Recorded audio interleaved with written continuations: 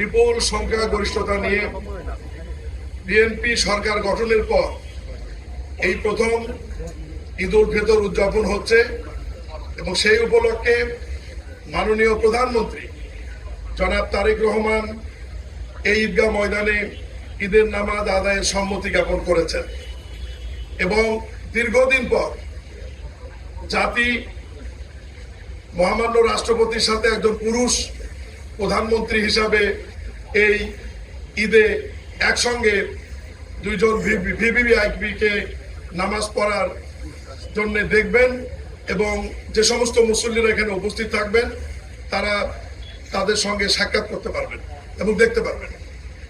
বরাবরের মতোই যে আয়োজন থাকে সেরকম আয়োজনই থাকবে।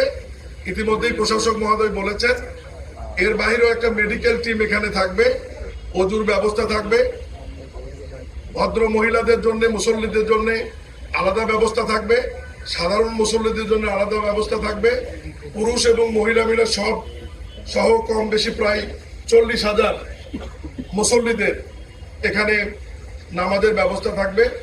আমরা আজকে এসেছি সর্বশেষ আয়োজনের অবস্থাটি দেখতে। আপনারা আমাদের পক্ষ থেকে, আয়োজকদের পক্ষ থেকে জাতির সামনে তুলে ধরবেন এই বিষয়টি এবং আমি আবারও বলি ঈদের নামাজ অনুষ্ঠিত হবে সকাল 8:30টায়। এই সময়ের মধ্যে যে সমস্ত মুসল্লিরা মহামান্য রাষ্ট্রপতি এবং বাংলাদেশের সবচাইতে এখন জনপ্রিয় প্রধানমন্ত্রী জনাব তারেক রহমানের সঙ্গে যারা ঈদের জামাতে নামাজ আদায় করতে চান তাদেরকে আমি তার অনেক পূর্বেই এখানে আসবার জন্য দাওয়াত করছি, আমন্ত্রণ জানাচ্ছি। আজকে আমি এই পর্যন্ত বলে শেষ করছি এবং আপনাদের সার্বিক সহযোগিতা কামনা করছি। একটা প্রশ্ন, সেটা হচ্ছে যে 35,000 নাকি মহিলা সহ 40,000? মহিলা সহ 40,000।